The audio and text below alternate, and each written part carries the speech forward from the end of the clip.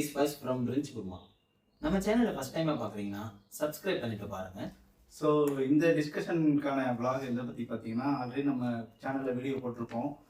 அந்த சேனல் என்ன பேசியிருப்போம்னா, எலெக்ஷன் அன்னைக்கு ஓட்டு போட்டு வந்ததுக்கப்புறம் இந்த தமிழகத்தை பொறுத்த வரைக்கும் என்ன மாதிரியான நிலவரம், யாருக்கு எப்படி விழுந்திருக்கும், எப்படி எப்படிலாம் தமிழக மக்கள் கஷ்டப்பட்டு ஓட்டு போட வந்தாங்க, அதே மாதிரி யார் யாரெல்லாம் என்ன மாதிரியான பேச்சு பேசினாங்க. ஸோ அதை பற்றின வீடியோ இருக்கும். அந்த வீடியோவோட லிங்க் கீழே கொடுக்குறேன், பார்க்காதவங்க பார்த்துக்கோங்க. ஸோ இந்த வீடியோ எதுக்குன்னா, எலெக்ஷன் ரிசல்ட் வந்ததுக்கப்புறம் எடுக்கிற வீடியோ. ஸோ இப்போ தமிழகத்து நிலவரம் எப்படி இருக்குன்னு பார்த்தீங்கன்னா, நம்ம தமிழக வெற்றி கழகம் வந்து பெரும்பான்மை நிரூபித்து 108 இடங்களில் ஜெயிச்சிருக்காங்க. ஸோ அதை பற்றியும், தோத்த ஒரு சில ஸ்டார் கேண்டிடேட்ஸை பற்றியும், 108 தான் ஸ்டார் கேண்டிடேட்ஸை பற்றியும் நம்ம இதை எக்ஸ்பிளைன் பண்ண போகிறோம். அதுக்கப்புறம் என்ன மாதிரியான ஆட்சி வரும்னு எங்களோட அசம்ஷனில் எப்படி இருக்குன்றதையும் நாங்கள் டிஸ்கஸ் பண்ண போகிறோம். ஸோ தொடர்ந்து பார்த்துட்டே வாங்க, வீடியோ ஸ்கிப் பண்ணாமல் ஃபுல்லாக பாருங்கள். தோத்தாலும் ஜெயிச்சாலும்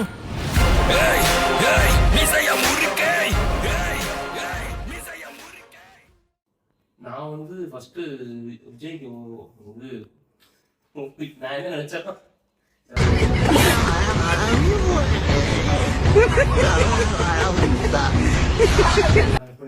நான் என்ன நினைச்சேன்னா ரிசல்ட் வரும்போது வந்து விஜய் வந்து ஜெயிச்சு ஒரு எம்எல்ஏ ஆகிடுவாரு அந்த ரேஞ்ச் நினைச்சேன். ஆனால் இந்த மாதிரிலாம் வந்து ரிசல்ட் வரும்னு நினைக்கல. ப்ளஸ் வந்து டிஎம்கேவோட தலைவர்லாம் வந்து ஸ்டாலின்லாம் வந்து அவர் ரிசல்ட்டாக பார்க்கும்போது நம்பவே முடியல. இதெல்லாம் நடக்க சாத்தியமா, இதெல்லாம் வந்து உண்மைதானா, அந்த மாதிரிலாம் இருக்குது. அதை இன்னொன்று என்னன்னா, நான் கூட நினச்சேன் சரி இப்போ எப்படி இந்த மாதிரி ஆயிடுச்சுன்னா ஒரு அவங்களாம் வந்து ரீகவுண்டிங் கொடுங்க அந்த மாதிரிலாம் கேட்பாங்க, ஏதாச்சும் பண்ணுவாங்க. அவங்களுமே ரொம்ப மெச்சூர்டாக வந்து அதை நல்லா கரெக்டாக ஹேண்டில் பண்ணாங்க. கொடுங்க நாங்கள் மக்களோட இதை நாங்கள் ஏற்றுக்கிறோம் அப்படின்னு ரொம்ப டீசெண்டாக வந்து சொல்லிட்டாங்க. இன்னும் அதுவுமே ரொம்ப பாராட்டக்கூடிய விஷயம் தான். இன்னொன்று, இப்போ நேற்றுக்கு இதுக்கு போயிருந்தேன், இன்விடேஷனுக்கு போயிருந்தப்ப அங்கே பார்த்து பேசிகிட்டு இருந்தப்ப பெரியவங்களாம் என்ன தெரியுமா சொல்லிட்டு இருந்தாங்க, இப்போ டிஎம்கேல வந்து ஸ்டாலின் வந்து கொளத்தூரில் தோத்துட்டார்ல, முன்னே வந்து பார்த்தீங்கன்னா இது மாதிரி ஆப்போனண்ட் பார்ட்டி வந்து தலைவர் வந்து தோக்குறாங்கல்ல, அப்போ என்ன பண்ணுவாங்கன்னா ஏதோ ஒரு இதை வச்சு அந்த அந்த தொகுதியிலையாச்சும் ஜெயிக்க வைப்பாங்களாம். அவர் ரிசல்ட் தெரிஞ்சிருச்சு, இருந்தாலும் அவங்களுக்கு ஒரு மரியாதை நிமித்தமா அவங்கள வந்து இது பண்ணக்கூடாதுன்ட்டு வேற ஒரு ஏரியா, ஒரு 4-5 ஏரியாவை இதில் ஆக்குபைட் பண்ணிட்டு உங்களை ஜெயிக்க வைக்கிற மாதிரி இது நடந்துருக்குதான். ஆனா இப்ப வந்து அதுக்கு உண்டான இதே இல்லை. முதலமைச்சர் கேண்டிடேட்டா தோத்தவங்க வந்து ஆல்ரெடி ஜெயலலிதா அம்மா தோத்துருந்தாங்க 2001லயோ 2006லயோ தெரியல. அப்போ வந்து கருணாநிதி இருந்தாரு, அப்போ வந்து ஜெயலலிதா தோத்தாங்க. அதுக்கப்புறம் ஒரு சிஎம் கேண்டிடேட் தோக்குறது இந்த தடவை மட்டும்தான், 2026 தான். ஸோ இது நம்ம எப்படி ஆரம்பிக்கணும்னா, ஃபர்ஸ்ட் விஜயோட எவாலுவேஷன்ல தான் பார்க்கணும்.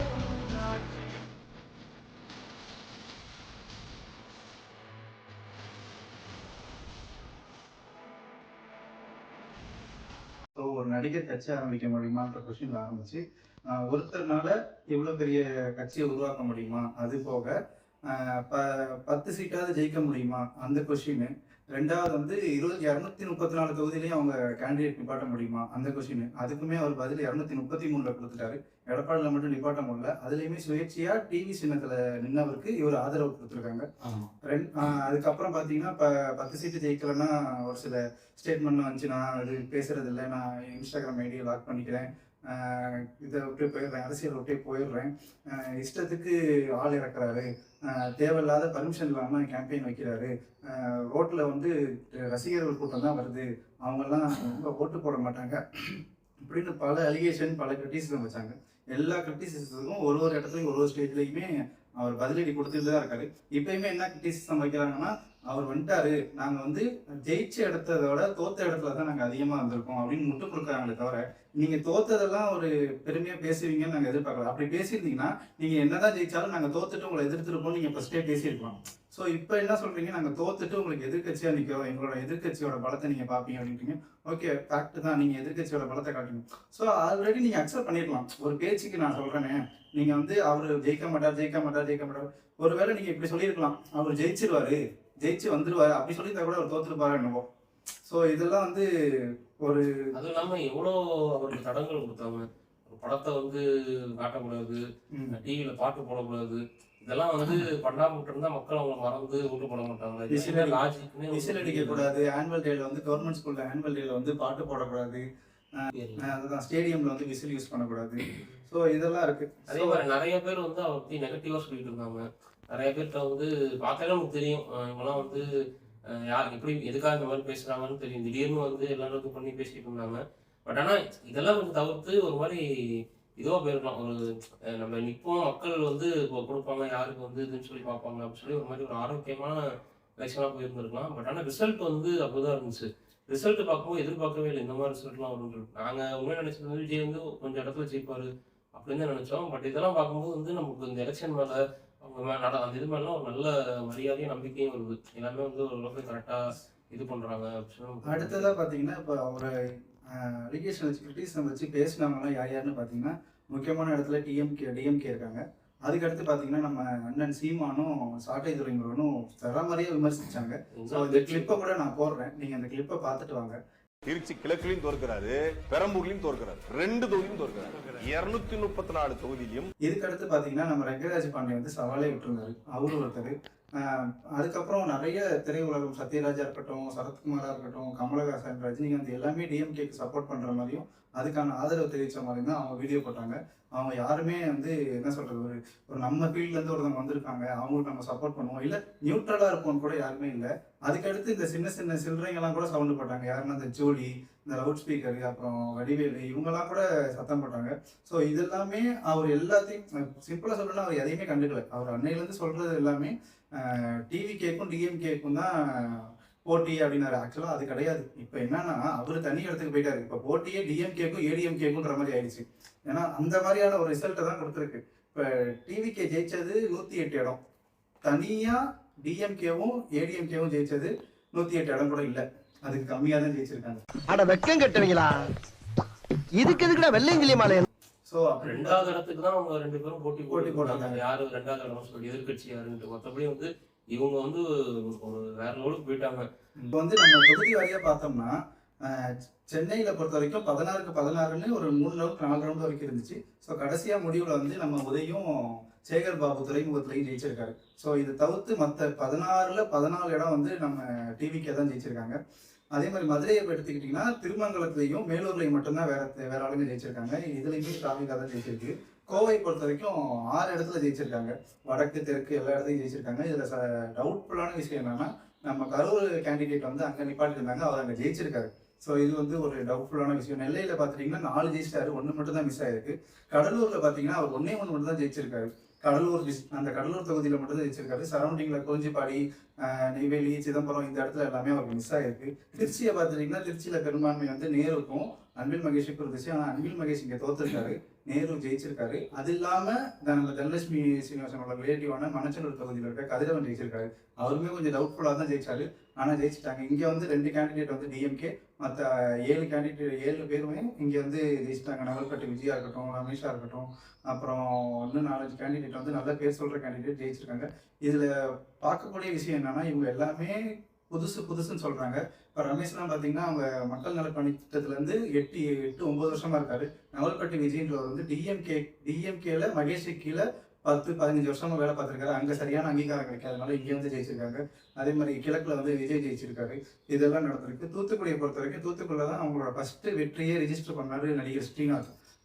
அவரோட தாக்கம் வந்து பெரிய தாக்கம். அது ஃபர்ஸ்ட்லாம் கனிமொழியோட தொகுதி வேற, நம்ம தமிழ்நாட்டோட என்ட்ரன்ஸ்னே சொல்லலாம் தூத்துக்குடி. ஸோ அங்கேயுமே பெரும்பான்மையை நிரூபிச்சிருக்காங்க. இது மாதிரி பல இடங்கள்ல வந்து டிவிக்கு ஜெயிச்சாலும் இதில் பார்க்கக்கூடிய விஷயம் என்னன்னா டிவிக்கு உள்ளே வர முடியாத அளவுக்கு ஒரு சில மாநிலங்களும் இருக்கு, மாவட்டங்களும் இருக்கு. அது என்னன்னு பார்த்துட்டிங்கன்னா விழுப்புரத்தில் ஒன்று கூட வாங்கலை. ஸோ அங்கே தான் பாமகவும் ஏடிஎம்கேவும் ஃபுல் லீடிங்கில் இருக்காங்க. நீலகிரியில் சுத்தமாக வரல, அங்கேயே டிஎம்கே, காங்கிரஸ், அப்புறம் பாமக வந்திருக்கு. அப்புறம் சேலமில் பார்த்துட்டிங்கன்னா ஃபுல் அண்ட் ஃபுல் நமக்கு எடப்பாடியோட இதுதான். இவரே சொல்லியிருப்பாரு எடப்பாடி தொகுதியும் அந்த சேலம் தொகுதியும் கொஞ்சம் விட்டுட்டு வெளியே வாங்க அப்படின்னு இருப்பாரு. அப்படி இருந்துமே 4 சீட் ஜெயிச்சிட்டாரு விஜய் அவர்கள். அப்புறம் நாகப்பட்டினத்தில் ஒன்று கூட இல்லை, அரியலூரில் ஒன்று கூட இல்லை, தென்காசியில் ஒன்று கூட இல்லை, கன்னியாகுமரியில் சுத்தமாக இல்லை. கன்னியாகுமரியை பொறுத்த வரைக்கும் அது காங்கிரஸோட டிஸ்ட்ரிக்ட், காங்கிரஸ் தான் ஜெயிச்சிருக்காங்க. ஸோ டிவிகே இல்லாமலே இருக்குது, டிவிகே இருக்கிற இடமும் இருக்குது. ஸோ இதை வந்து நம்ம நியூட்ரலாக பார்க்குறதா இல்லை ஃபுல் அண்ட் ஃபுல் டிவிகேக்கு பார்க்குறதா என்னன்னு தெரியல. ஏன்னா டிவிகேவை எதிர்த்து 2 கட்சி இருக்குது, டிவிகேவை எதிர்த்து ஒரு கட்சியில் மட்டும்தான் இருக்குது. ஸோ இதுதான் சட்டமன்ற தேர்தலோட ஒரு ஃபுல் ப்ளூ பிரிண்டான ரிசல்ட். என்னங்க எனக்கு ஒண்ணுமே புரியல. ஸ்டார் கேண்டிடேட்னு பார்த்தீங்கன்னா நிறைய பேர் தெரியலங்கிறாங்க. இப்போ தாவேகாவை பொறுத்த வரைக்கும் தெரியல. மற்றபடி டிஎம்கேல இருக்கவங்களையும் நிறைய பேருக்கு தெரிஞ்சிருக்கும், ஏடிஎம்கேல இருக்கவங்களையும் தெரிஞ்சிருக்கும், அந்தந்த தொகுதி மக்களுக்கு தெரிஞ்சிருக்கும். ஸோ தெரியாத ஆளுங்கள் வந்து எப்படி தெரிய வச்சிருக்காருன்னு நான் வந்து சின்ன ஒரு முன்னோட்டமாக பார்ப்போம் பாருங்களேன். இப்போ கவின் ஆவண கொலை செய்யப்பட்டார் ஈரோடு மாவட்டத்தில். அவரோட பெரியம்மா அங்கே நின்று ஜெயிச்சிருக்காங்க. ஸோ இது வந்து பார்க்கக்கூடிய ஒரு விஷயம். ரெண்டாவது ஸ்ரீநாத், ஆல்ரெடி நம்ம சொன்ன மாதிரி தூத்துக்குடியில் ஜெயிச்சிருக்காரு, அவர் ஒரு பிரபலம். அப்புறம் 35 வயசுக்கு கீழே 23 பேர் ஜெயிச்சிருக்காங்க. 35 வயசுக்கு கீழே 23 பேர் ஜெயிச்சிருக்காங்க. அதில் 23 பேருமே தாவேகாவை சேர்ந்தவங்க. இது ரொம்ப இது. அது இல்லாமல் விசிகா வந்து தலித் சமூகத்தை பேஸ் பண்ணி தான் அந்த கட்சியை ஆரம்பிச்சாங்க. அப்படிப்பட்ட கட்சிக்காரங்களே பெரும்பாடுற அளவுக்கு இவர் ஒரு வேலை பார்த்துருக்காரு. அந்த 26 பேர் தலித் சமூகத்தை சேர்ந்தவங்க, 26 பேருமே ஜெயிச்சிருக்காங்க. இதுல முக்கியமா பார்க்கக்கூடிய விஷயம் என்னன்னா, அதிமுகவால ஒதுக்கப்பட்டு சரியான மரியாதை கொடுக்க கிடைக்காம இருந்த நம்ம சபாநாயகர், முன்னாள் சபாநாயகர் தனபாலோட பையன் லோகேஷ் தனபால் ஜெயிச்சிருக்காரு. ராசிபுரம் தொகுதியில ஜெயிச்சிருக்காரு. இதெல்லாம் நீங்க பார்க்க வேணும். அப்போ விசிகா வந்து எதுக்காக இருக்கு அப்படின்ற ஒரு கொள்கையை மறந்துட்டு அவங்க இப்ப விஜய் எதிர்த்து பேசுற மாதிரி இருக்கு. ஸோ அவங்க வந்து இந்த இடத்துல வந்து சப்போர்ட் பண்ணணும். ஸோ இதை வந்து யாருமே பண்ண முடியாது. ஏடிஎம்கேவும் பண்ண முடியாது, டிஎம்கேவும் பண்ண முடியாது. பண்ண முடியாது அவர் பண்ணியிருக்காரு. பண்ணிட்டு அது நம்ம தான் பண்ணியிருக்கோன்ற ஒரு பெருமையே இல்லாமல் கடந்து போயிட்டே இருக்காரு அவர். அதே மாதிரி எடப்பாடி தொகுதியில் முக்கியமான கேண்டிடேட் யாருமே இல்லை. ஸோ சுயேட்சையாக நின்று டிவி சப்போர்ட் பண்ணவரே ஒரு ஈக்குவல் லீடு கொடுத்துருக்காரு, ஒரு டஃப் காம்படிஷன் கொடுத்துருக்காரு. ரெண்டாவது ப்ரெக்னெண்ட்டாக நின்று ஒரு லேடி ஜெயிச்சிருக்காங்க, ஆட்டோ டிரைவர் ஜெயிச்சிருக்காங்க, பர்சனல் கார் டிரைவரோட பையன் ஜெயிச்சிருக்காங்க. எந்த கட்சியில் அப்படி இருக்க முடியும் சொல்லுங்க? இப்போ ஸ்டாலினோட பர்சனல் டிரைவரோட பையன் நிற்க வைக்கவே மாட்டாங்க ஃபஸ்ட்டு. ஏன்னா அவங்க கட்சிக்கு வேலை பார்த்த யாரையுமே நிற்க வைக்கல. ஸோ அவங்க எல்லாமே பிரிஞ்சு தான் வந்திருக்காங்க. அதே மாதிரி ஸ்டாலின் எதிர்த்து போட்டி போட்ட குளத்தூர்ல வந்து VS பாபு ஜெயிச்சிருக்காரு.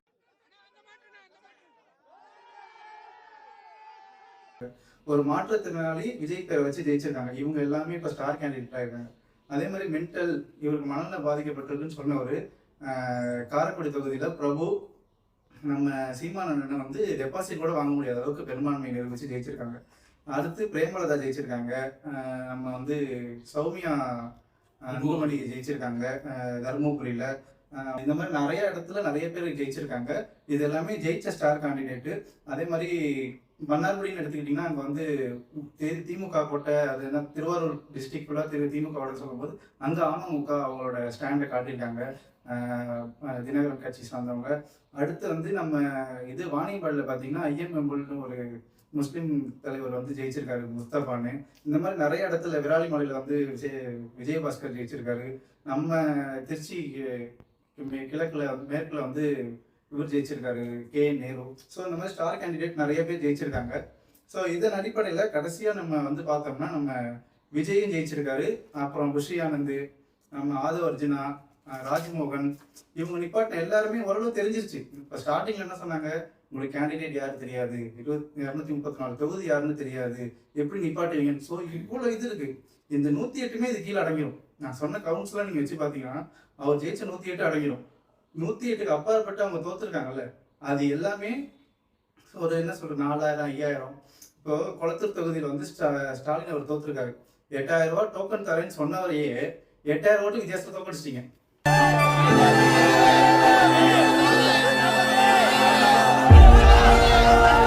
ஸோ இதுதான் இங்கே வந்து முக்கியமான விஷயமே. ஸோ அப்படி வந்து எதையுமே பார்க்காம, ஜாதி இல்லாமல், மதம் இல்லாமல், காசு இல்லாமல் எந்த அரசியல் வந்து நிரூபிக்கப்படணுமோ அந்த அரசியல் இங்கே நிரூபிக்கப்பட்டிருக்கு. இதில் முக்கியமான சர்ப்ரைஸ் என்னன்னா, இருக்கிறதுலே அதிகமான ஓட்டு எடப்பாடி வித்தியாசத்தில் ஜெயிச்சிட்டாரு. அதுக்கு அடுத்தபடியாக மாதவரம் கிட்டத்தட்ட ஒரு 83,000 வாக்கு வித்தியாசத்தில் ஜெயிச்சிருக்காரு. இந்த சர்ப்ரைஸே முக்கியமான சர்ப்ரைஸ் நம்ம திருப்பத்தூர்ல, சிவகங்கை மாவட்டம் திருப்பத்தூர்ல ஒரு ஓட்டு வித்தியாசத்துல ஜெயிச்சிருக்காங்க. அது வந்து ரீகவுண்டிங் பண்றதா சொல்லியிருக்காங்க. பட் ஆனால் அதெல்லாம் ஒரு மேசிவ் ஹிட்டு தான் சொல்லணும். ஒரு ஓட்டுன்றது நம்ம படத்துல தான் பார்த்துருக்கோம். ஸோ அதை நடைமுறைப்படுத்திருக்காங்க. படத்துல நடக்கிறது எல்லாமே அவர் உண்மைதான், ரியாலிட்டி தான் நிரூபிச்சுட்டே வந்திருக்காங்க. அது மாதிரி வந்து நிறைய டிஎம்கே இந்த மாதிரி நிறைய ஸ்டார் கேண்டிடேட் வந்து ரொம்ப எதிர்பார்ப்பு இருக்கிறவங்களும் வந்து அதிர்ச்சியா தோத்துருக்காங்க.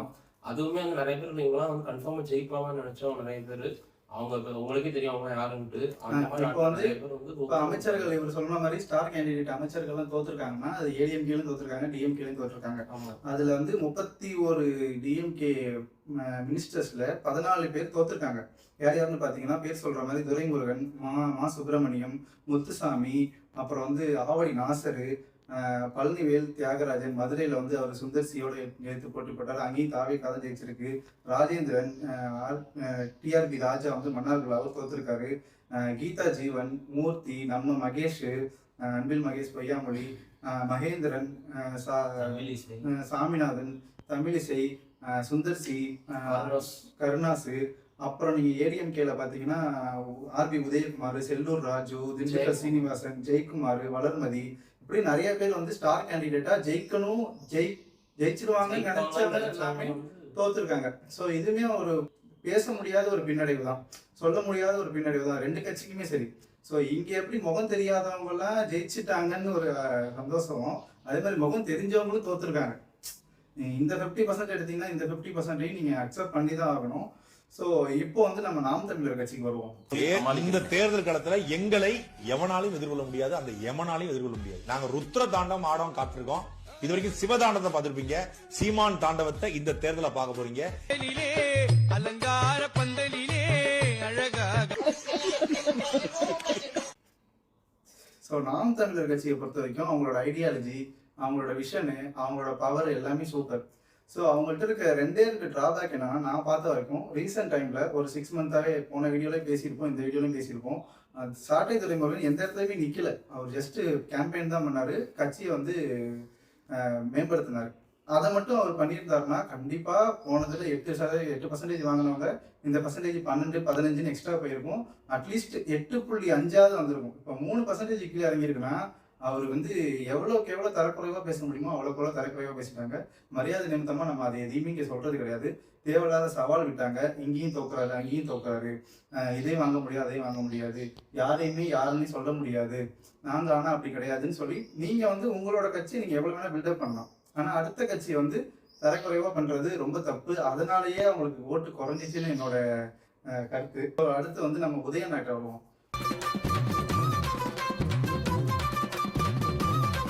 இப்போ உதயண்ணா வந்து எதிர்கட்சி தலைவராக வரப்போறாரு, அவர் தான் வருவார். ஏன்னா அது அங்கே வந்து ஸ்டாலின் கொளத்தூரில் தோத்ததுனால இப்போ இவர் தான் இங்கே சட்டமன்றத்துக்கு போவார். இவர் தான் இதே எதிர்த்து நிற்பார், விஜய் எதிர்த்து நிற்பார் அடுத்து வர 5 வருஷத்தில்.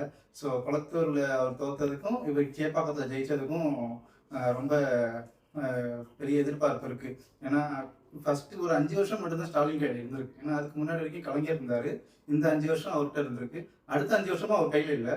இன்கேஸ் அவர் விஜய் நல்லா பண்ணிட்டாரா 31 அவர் தான் வருவார். ஸோ அடுத்த 10 வருஷம் வரைக்கும் ஸ்டாலின் கையில எதுவுமே இல்லை. ஸோ உதய் கையில தான் எல்லாமே இருக்க போகுது. அதே மாதிரி உதயநாதர் ஸ்டாண்ட் வந்து எப்படி இருக்க போது நம்ம எல்லாருமே எதிர்பார்த்து தான் இருக்கோம். ஏன்னா ஒரு கேண்டிடேட்டா பார்த்துருப்போம், ஒரு கேம்பெயின் பண்ணி பார்த்துருப்போம், பேசியிருப்பாரு. ஒரு எதிர்கட்சி தலைவராக அவரோட முன்னெடுப்பார்கள் எப்படி இருக்கும், என்னென்ன செய்ய போறாரு, அவரோட வலியுறுத்தல் என்னென்ன இருக்கும், அவரோட குற்றச்சாட்டு என்னென்ன இருக்கும், ஏன்னா இதெல்லாம் தொடர்ந்து நம்ம பார்க்க போகிறோம். ஏன்னா அவருக்கும் எக்ஸ்பீரியன்ஸ் கிடையாது. எப்படி விஜய்க்கு 2 வருஷம் சொன்னாங்களோ அவருக்கு மிஞ்சி போனால் ஒரு 5 வருஷம் இருக்கும் எக்ஸ்பீரியன்ஸ் அரசியலை பொறுத்த வரைக்கும். ஸோ அவரோட ஸ்பீச்லாம் எப்படி இருக்குன்றது ஆர்வமாக எதிர்பார்க்குறோம். நெக்ஸ்ட் வந்து நம்ம ஐடியா அந்த விஷன்ஸ்க்கு வருவோம். எப்படின்னா விஜய் வந்து நம்ம நினைச்ச மாதிரி ஒரு மேசிவ் வெற்றி கிடைச்சிருச்சு. இதை வந்துட்டு இவங்க வந்து ஒரு நல்ல ஆட்சி பண்ணாங்க அப்படின்னா அடுத்த ஒரு 20-30 வருஷத்துக்கு விஜய் ஒன்றுமே பண்ண முடியாது. பட் வந்து இது எல்லாமே விஜய் கையில தான் இருக்கு. நம்ம வந்து ஒரு தனக்குன்னு எதுவும் ஆசைப்படாம ஒரு நம்ம காசு நினைக்காம மக்களுக்கு என்ன நல்ல நல்ல திட்டம் அந்த மாதிரிலாம் பார்த்து பண்ணாலே அது வந்து ஒரு நல்லபடியாக போயிடும். ஸோ வந்து விஜய் நல்லபடியாக பண்ணணும். இப்போதான் இப்போ வந்து என்ன சொல்றது, டிவிக்கே ஜெயிச்சிட்டாங்க, அவங்கள்ட்ட பெரும்பான்மை இல்லை. ஸோ 10 ஓட்டு கூட ஜெயிக்க முடியாதுன்னு சொல்லிட்டு இருந்தவர் இப்போ 10 ஓட்டு இருந்தால் போதும் அவர் ஆட்சியை அமைச்சிருவார். ஸோ அந்த சூழ்நிலைக்கு இப்போ வந்துட்டாரு. ஸோ அங்கே வந்து யார் யார் வராங்கன்னா இப்போ ஆல்ரெடி அமமுக வந்து இன்ட்ரெஸ்ட் கொடுத்துட்டாங்க. அவங்க வந்து மன்னார்குடி ஒரு தொகுதி ஜெயிச்சிருக்காங்க, நாங்கள் வரோன்னு. அதே மாதிரி ஐஎம்எல் வந்து 2 தொகுதியில் ஜெயிச்சிருக்காங்க, அவங்க வரமாட்டோன்ற மாதிரி சொல்லிட்டாங்க. ஏன்னா டிஎம்கேயோட அலைன்ஸில் இருக்கனால நாங்கள் வரமாட்டோன்ட்டாங்க. சில பேலன்ஸ் இருக்க சின்ன சின்ன கட்சிகள் வந்து பாட்டாளி மக்கள் கட்சியாக இருக்கட்டும், தேமுதிகவாக இருக்கட்டும், இவங்க எல்லாமே இன்ட்ரெஸ்ட் காட்டிட்டு வராங்க. காங்கிரஸாக இருக்கட்டும், இதுலேருந்து ஒரு 10 தொகுதி கொடுத்துட்டாங்கன்னா 10 கேண்டிடேட் வந்துட்டாங்கன்னா ஒரு பெரும்பான்மை நிரூபித்து ஆட்சி அமைச்சிருவார். அதுக்கு முன்னாடியே கவர்மெண்ட்டும் கொடுக்க வேண்டிய மரியாதையை கொடுத்துருச்சு. சிஎம்க்கு கொடுக்க வேண்டிய மரியாதை, அதே மாதிரி என்னென்ன பாதுகாப்பு கொடுக்கணும், என்னென்ன இடத்துல போய் இது பண்ணணும் எல்லாமே கவர்மெண்ட் சைட்லேருந்து கொடுத்துட்ருக்காங்க, எலெக்ஷன் கமிஷன்லேருந்து கொடுத்துட்ருக்காங்க. ஸோ இதெல்லாம் நடந்து முடிஞ்சிருச்சு. ஸோ நடக்க போகிறது என்ன, அடுத்த 5 வருஷத்துக்கு அவர் என்ன பண்ண போகிறாருன்னு நீங்கள் நினைக்கிறீங்க, நம்ம நினைக்கிறோன்றதை நம்ம இப்போ பேச போகிறோம். அதுதான் இப்போ என்ன சொல்கிறது, இப்போ வந்து ஆட்சியை எப்படியே கைப்பற்றிட்டாங்க, நல்லது தான். ஏன்னா புதுசாக ஒரு சான்ஸ் கொடுத்த மாதிரி ஆயிடுச்சு. ஸோ மேற்கொண்டு அவங்க வந்து சொன்னதெல்லாம் எப்படி கரெக்டாக ப்ராப்பராக பண்ணுறாங்க. ஏன்னா அதில் இன்னும் ஸ்ட்ரகிள் இருக்கும் எப்படி. ஏன்னா ஆப்போனண்ட்டை பொறுத்த வரைக்கும் தெரியும், ஏதாச்சும் ஒன்று குறைச்சல் கொடுத்துட்டே இருப்பாங்க. ஸோ அந்த ஸ்ட்ரகிள்லாம் பேலன்ஸ் பண்ணி கரெக்டாக ப்ராப்பராக கொண்டு வந்தால் பெட்டராக இருக்கும். அது மாதிரி இந்த எலெக்ஷன் ரிசல்ட் வந்து முழுக்க முழுக்க ஒரு ஜென்ரேஷனல் சேஞ்ச் தான். எல்லாருமே வந்து ஒரு நிறைய யங்ஸ்டர்ஸ் தான் வந்து நல்லா ஓட் பண்ணி வந்து ஃபுல்லாகவே சேஞ்ச் பண்ணி விட்டு விஜய் வந்திருக்காங்க. ஸோ வந்துட்டு இவங்க நிறையா முந்தி மாதிரி நடந்த மிஸ்டேக்ஸ்லாம் நடக்காமல் ரொம்ப கரெக்டாக எல்லாத்தையுமே பார்த்து நிறையா மக்களுக்கு வந்து ஒரு யங்ஸ்டர்ஸ்லாம் நல்ல ஒரு ஏதாச்சும் ஒரு வேலை அந்த மாதிரிலாம் வந்து நிறைய திட்டங்கள்லாம் போட்டு மக்களுக்கு தேவையான திட்டங்கள் அந்த மாதிரிலாம் போட்டு எல்லா துறையிலையுமே கொஞ்சம் சிறப்பாக இருக்க மாதிரி பண்ணாதான். ஏன்னா இதுவுமே விஜய்க்கு ஒரு முக்கியமான இதுதான். ஏன்னா இப்போ வந்து விஜய் ஒரு ஏமாற்றம் கொடுத்துட்டாருன்னா அதுக்கப்புறம் ஈஸியாக மாறிடும். பழையபடி வந்து டிஎன்கே ஏடிஎன்கே அவங்களுக்குள்ளேயே மாறி வந்துட்டு இருக்கும். இவர் வந்து இந்த ஒரு 5 வருஷம் வந்து எல்லாமே கரெக்டாக பர்ஃபெக்டாக பண்ணாதான் அடுத்தடுத்து வரும். ஏன்னா இப்போ வந்து முந்தி மாதிரிலாம் கிடையாது. இப்போ எல்லாருமே வந்து நடக்கிற விஷயங்கள்லாம் உடனே எல்லா மக்களுக்குமே தெரியுது. எந்த கடைக்கோடியில் மக்கள் இருந்தாலும் அவங்க வந்து இன்டர்நெட்டில் எல்லாமே சோஷியல் மீடியாவில் டக்கு பார்த்துடுறாங்க. ஸோ வந்து இவங்க எல்லா விஷயத்துலையுமே இவங்களுக்கு வந்து ஒரு பெரிய பொறுப்பு இருக்குது விஜய்க்கு. அவங்க வந்து எல்லா விஷயத்தையுமே கரெக்டாக பார்த்து மக்களுக்கு நல்லது எதுவோ அதை மட்டும் செய்யணும். தனக்குன்னு வந்து இது இல்லாமல் ஒரு பாலிடிக்ஸை வந்து ஒரு பிஸ்னஸாக பார்க்காம ஒரு சர்வீஸ் மைண்டில் பார்த்து நல்லபடியாக பண்ணாங்கன்னா இது பல வருஷத்துக்கு விஜய் வந்து இங்கே வரலாறுல நிற்பார். ஸோ கடைசியாக சொல்கிறது என்னன்னா, ஸோ 5 வருஷம் உங்கள் கையில் இருக்குது. நீங்கள் ஃபஸ்ட்டு ஒரு 1 இயர் நீங்கள் ப்ராக்டிஸ் எடுத்துக்கிட்டா கூட அந்த 1 இயர் நீங்கள் வந்து ஒரு சட்டப்பூர்வமான நடவடிக்கை எடுக்கலாம். போன ஆட்சியில் நடந்த ஊழல், போன ஆட்சியில் நடந்த பெண்டிங் கேசஸ்ஸு, போன ஆட்சியில் நடந்த எதுவாக இருந்தாலும் நீங்கள் எடுத்து நீங்கள் பில்டப் பண்ணிங்கன்னா எங்களுக்கான ஒரு நம்பிக்கை வரும். இது ஒரு சின்ன டிப்ஸு. ஸோ அடுத்து அந்த 1 வருஷத்தில் உங்களோட ப்ராக்டிஸ் எல்லாம் பண்ணிவிட்டு நீங்கள் 4 இயர்ஸ் வந்து நீங்கள் கொடுக்குறேன்னு சொன்ன 6 சிலிண்டருக்காகவோ இல்லை 2000 ரூபா பணத்துக்காகவோ இல்லை ஃப்ரீ பஸ்ஸுக்காகவோ இல்லை ஈவிக்காகவோ மக்களோ இல்லை நாங்கள் யங்ஸ்டர்ஸோ யாருமே ஓட்டு போடல. இது வந்து உண்மை. பேசிக் கம்யூனிட்டிஸ், ரோடு இல்லாத இடத்துல ரோடு, தண்ணி வராத இடத்துல தண்ணி, எலக்ட்ரிசிட்டி இல்லாத இடத்துல எலக்ட்ரிசிட்டி, இதை வந்து நீங்கள் வந்து 4 வருஷத்தில் பண்ணிட்டு 4 வருஷத்துல இதை ஃபோக்கஸ் பண்ணாலே அடுத்த 31ல நீங்க என்ன நலத்திட்டம் சொன்னாலும் நாங்கள் ஏற்றுக்க போறோம். ஏன்னா உங்களோட மெயின் விஷனே என்னவா இருக்கணும்னா பேசிக் கம்யூனிட்டிஸ், பேசிக் என்ன சொல்ற அடிப்படையான தேவைகளை பூர்த்தி செஞ்சிட்டிங்கனாலே உங்களை வந்து இங்கே அசிச்சிக்க முடியாது. எம்ஜிஆர் எப்படி ஹாஸ்பிட்டலில் படுத்துக்கிட்டே பிரச்சாரத்துக்கு போகாமலே 3 எலெக்ஷனில் 15 வருஷமா நின்னாரோ அந்த பெரும்பான்மை உங்களுக்கு இருக்கும். எல்லாம் எம்ஜிஆரோட கம்பேர் பண்ணுறாங்க. ஆனால் எம்ஜிஆர் அளவுக்கு இல்லை. எம்ஜிஆரோட 2% கூட தான் வாங்கியிருக்கீங்க. ஏன்னா அன்னைக்கு இருந்த சூழ்நிலை வேற, அன்னைக்கு இருந்த ஊடகங்கள் வேற, இன்னைக்கு இருக்க சூழல் வேற, இன்னைக்கு இருக்க ஊடகங்கள் வேற. இன்னைக்கு உங்களுக்கு வந்து நீங்கள் சின்னதாக கையசிச்சாலே அதை 10 விதமாக எடிட் பண்ணி போடுற அளவுக்கு பசங்க இருக்காங்க. அப்போ வெறும் நியூஸ் பேப்பரும் செய்தி மட்டும்தான். அங்கேருந்த நிலைமை வேற, இங்கேருந்த நிலைமை வேற. ஸோ அது எதுவுமே கிடையாது. நீங்கள் பேசிக் கம்யூனிட்டிஸ், அதே மாதிரி நீங்கள் எங்கெங்கே எப்பப்போ போவேன், எப்பப்போ பண்ணுவேன், அதெல்லாம் வந்து ஒரு கிளியர் கட்டான ஒரு ஷெடியூல் வச்சுருந்தீங்க முன்னாடி எலெக்ஷனுக்கு முன்னாடி. அதே இதை இந்த 5 வருஷத்துக்கு தொடர்ந்து பண்ணிங்கன்னா நல்ல ஆட்சி கிடைக்கும். நாங்களும் கொஞ்சம் நிம்மதியாக இருப்போம். ஓட்டு போட்ட எங்களுக்கும் ஒரு நிம்மதி கிடைக்கும். எதுவும் வேஸ்ட் ஆகலை அப்படின்ற அளவுக்கு நிம்மதி கிடைக்கும். ஸோ இதோட இந்த vlog முடிச்சுக்கிறோம். அடுத்தடுத்த வீடியோவில் மீட் பண்ணுவோம். பாய் பாய், லவ் யூ. அமுகு டுமுகள் அமால் டுமா, அமுகு